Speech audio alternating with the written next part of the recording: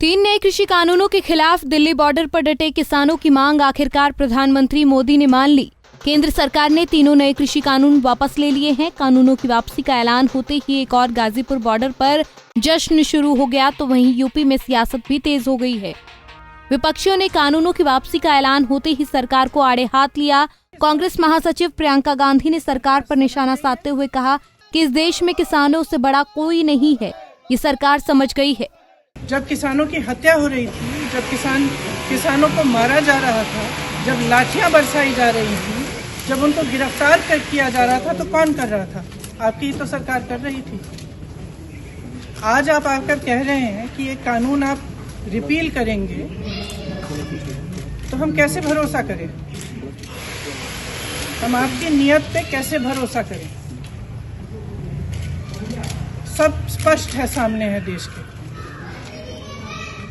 मुझे खुशी इस बात की है कि ये सरकार समझ गई है कि इस देश में किसान से बड़ा कोई नहीं है। इस देश में अगर एक सरकार किसान को कुचलने की कोशिश करती है और किसान खड़ा हो जाता है, तो उस सरकार को अंत में झुकना ही पड़ेगा।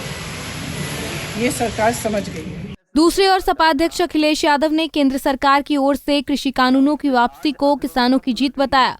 उन्होंने प्रधानमंत्री की तरफ से माफी मांगे जाने को लेकर भी तंज कसा और कहा कि जनता माफ नहीं करेगी और जनता चुनाव में साफ करेगी। तीनों काले कानून वापस लिए गए हैं।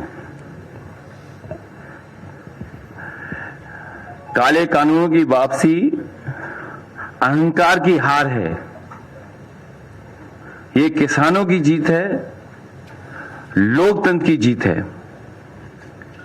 जनता इन्हें माफ नहीं करेगी। इन्हें साफ करने का काम जनता करेगी आने वाले समय में। सैकड़ों किसानों की सच्ची मौत के आगे किसी की झूठ की माफी नहीं चलेगी।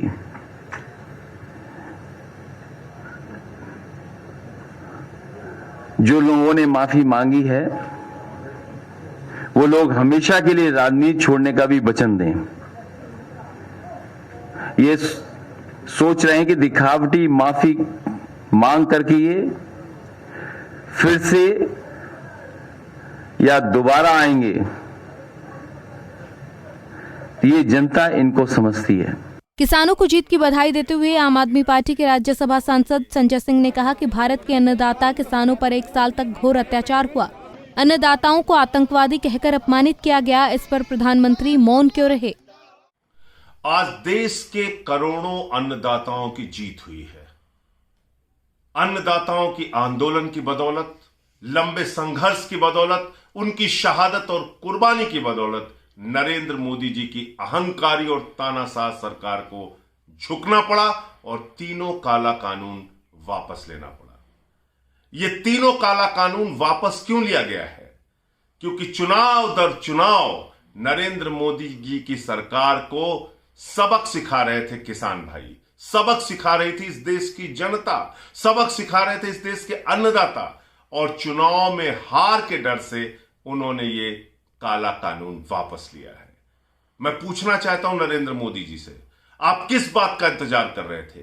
किसान भाइयों को आतंकवादी कहा गया, खालिस्तानी कहा गया, मवाली कहा गया, उनके सामने तार बिछाए गए और दुश्मन देश के नागरिक की तरह उनसे व्यवहार किया गया, उनको इस देश का दुश्मन बताया गया। तब आप मोदी जी खामोश थे और ये तीनों काला कानून वापस नहीं लिया गया। 750 किसानों ने अपनी शहादत दी, कुर्बानी दी, ये काला कानून वापस नहीं लिया गया। में कृषि कानूनों को वापस लेने के फैसले का मुख्यमंत्री योगी आदित्यनाथ ने स्वागत किया। सीएम योगी ने कहा कि सरकार ने 3 कृषि कानूनों को लेकर किसानों से संवाद का काफी प्रयास किया, लेकिन किसी स्तर पर कमी होने की वजह से जब बात नहीं बनी तो प्रधानमंत्री ने बड़ा दिल दिखाया। एक बड़ा समुदाय ऐसा था जो इस बात को मानता था कि किसानों की आमदनी को बढ़ाने के लिए इस प्रकार के कानून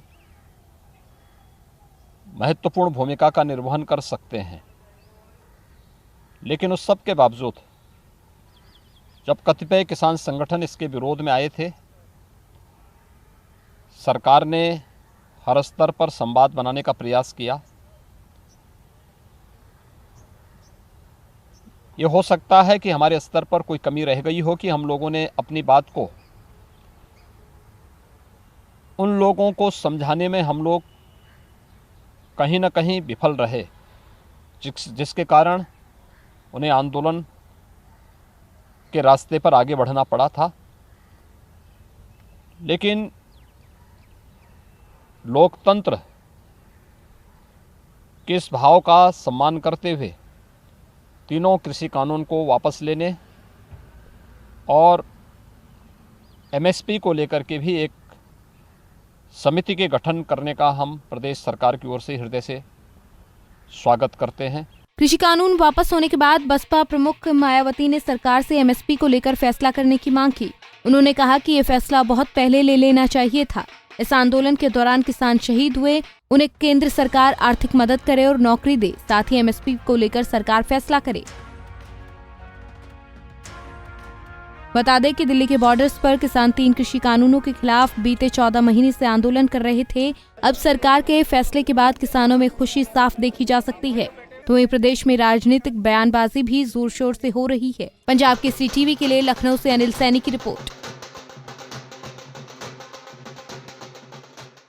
हमसे जुड़े रहने के लिए हमारे YouTube चैनल को सब्सक्राइब करें और नई वीडियो की नोटिफिकेशन के लिए बेल आइकॉन को दबाएं। अगर आप ये वीडियो Facebook पर देख रहे हैं तो लाइक जरूर करें और ज्यादा से ज्यादा शेयर करें। धन्यवाद।